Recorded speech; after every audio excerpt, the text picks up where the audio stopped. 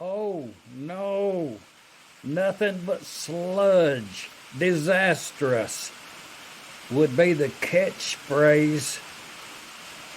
Clickbait. But it's nothing more than what you're going to find when you open one of these McCormick-Deering-Engines up. You know, gunk in there from days gone by. Now let's clean her up and burn her back. And that being the side cover cam gear part you don't ever see. And we'll get that cleaned up. See what it looks like.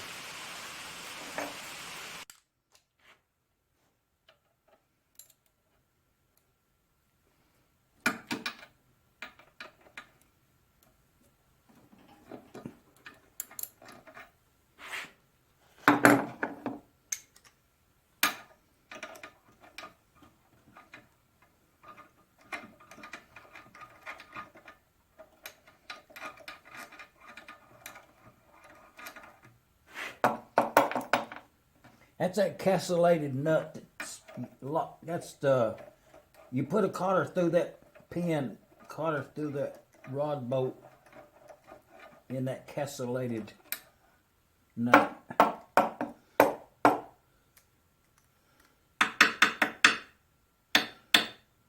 And that being the jam nut. It's about half as thick as the other one, but it's pretty clean in there.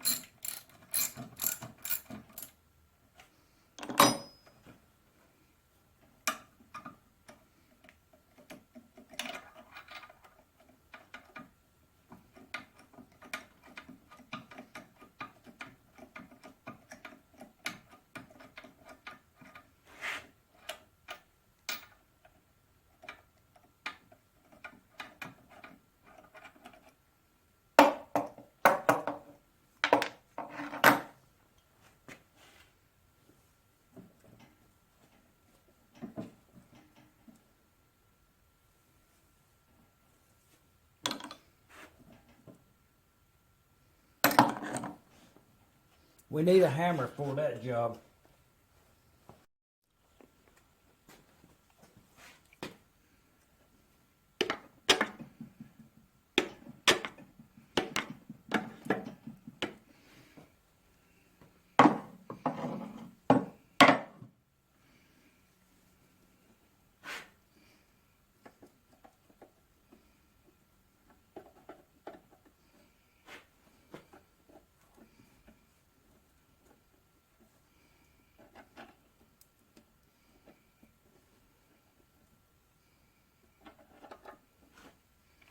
Okay, now we got the rod cap out, and it's got some shims stuck to it. So we'll keep them in position and see what more shims we got in here. Down on the bottom.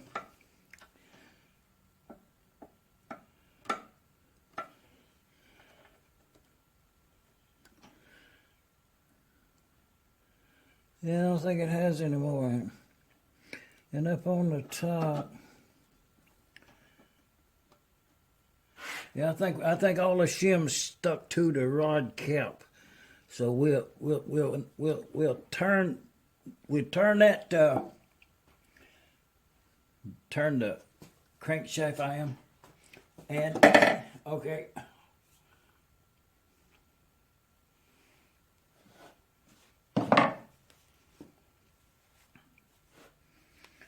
If we wasn't going to take the crankshaft out of it, at this point, you could put a firm wood block into the rear of the housing and align it with the center of that crank, and you can push the piston out the front.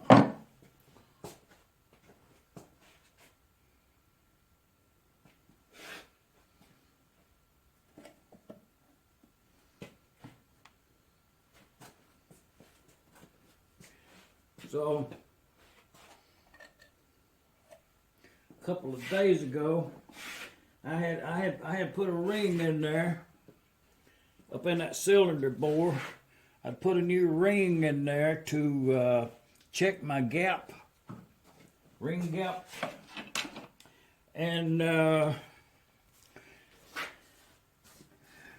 it's in spec. As a matter of fact, it's better than I expected it to be.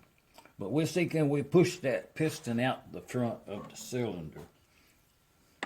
And this is the way you would be doing it if you had not removed the side covers. You know, you're doing it from back here.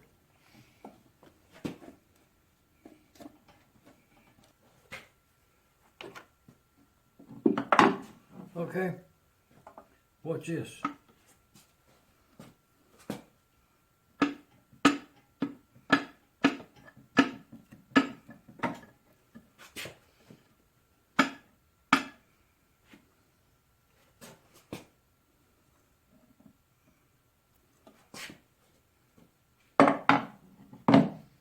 Now that's pretty cool right there. Boy, them rings is worn. You know, they're shiny. Ooh, are they shiny? Well, they have very little. Well, they have very little side plate. And the cylinder didn't look worn either. This is a much better engine than what I initially... some parts on this engine is worn out. The bearings is worn extremely bad. But, you know, the head part of this engine is in really good condition. So, you know, that's what you're going to find. That's some of them are better. Some are a lot worse. But I think the problem here, and that relates to the crankcase back there, lack of oil probably, is the wrist pin. Let's check that.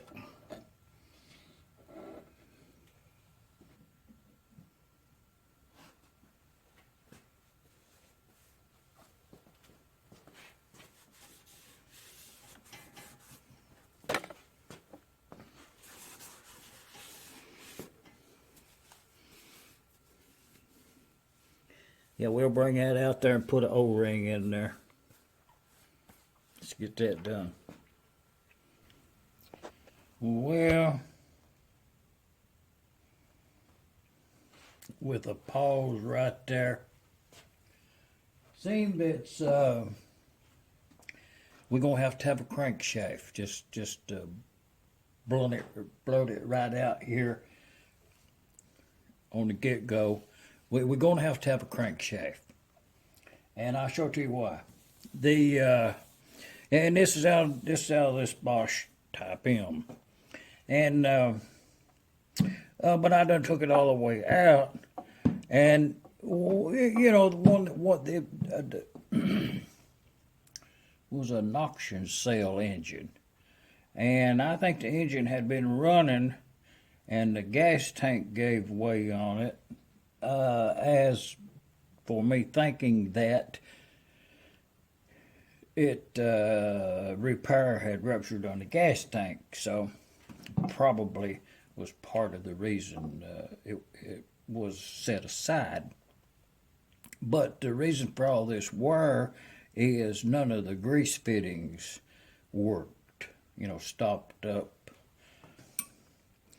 But I'll point it out there, the problem. And again, I think it's going to be harder to convey on the video, but it's the deep pitting in this crankshaft journal. It's really deep down in there, which could have been rust in the past, and also it could have been, and I'm in favor of believing that it was I think it was an I think it was a bad casting, a forging. These are forged, and I think that was something that was in that forging. You know, impurities in a metal, like something, and but it's quite deep, and it just wore these Babbitt bearings out in this engine. As if I shine this up and all and put it back in there, the engine would run and it'd run good. But every revolution, it would be wearing your Babbitt away. And also, it does look like it's got a high place right here, which lead me to believe that, you know, that's a hard place in the steel, I believe. So, but the engine had been rebuilt in the past, keeping that in consideration. So, you know, it could have been a rusty engine at one time. That could be real deep. But I'll show you what we're going to put in there. And you know, it's just another $100. That's all I can, you know, that's the best you could do. And you know, that thinking, you know, that thinking about these engines. You know, if this was your engine, if this crankshaft, if you had bought this engine at the auction sale, and this is what you was looking at on your workbench, what would you do? It's a good question. You know, would you put this back in your engine and run it more, taking and the bearings were worn so bad in this big end of the crank, keeping in mind that the only shim that was in there was the thick one that aligns the bearings. So in order to take up his slack, you'd have to undershim it, you know, take that big thick one out, and then, and I don't know at that point, even if you did that, because it was worn quite a bit.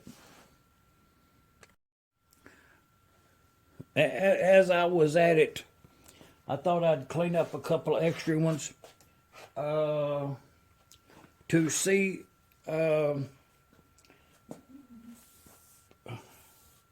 if I had a better crankshaft, and I just laid these out there at random. I'm not going to dig out any more because this one right here this one's really good. I'm going to put this in that engine.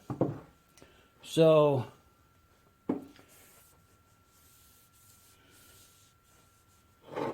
this just came out of a parts engine, and it's really good condition, but I don't, yeah. So, you know, they're all alike, type M.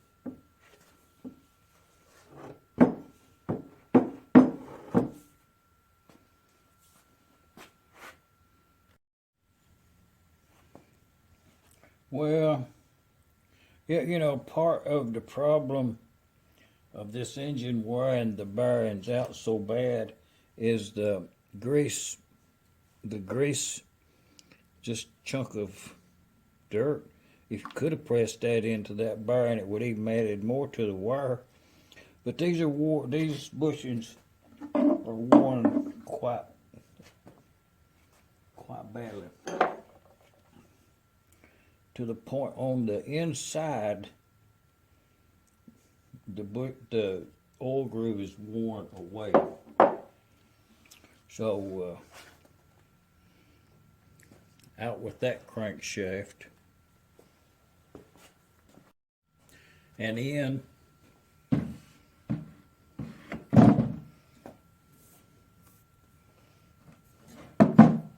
yeah, we'll be good to go now.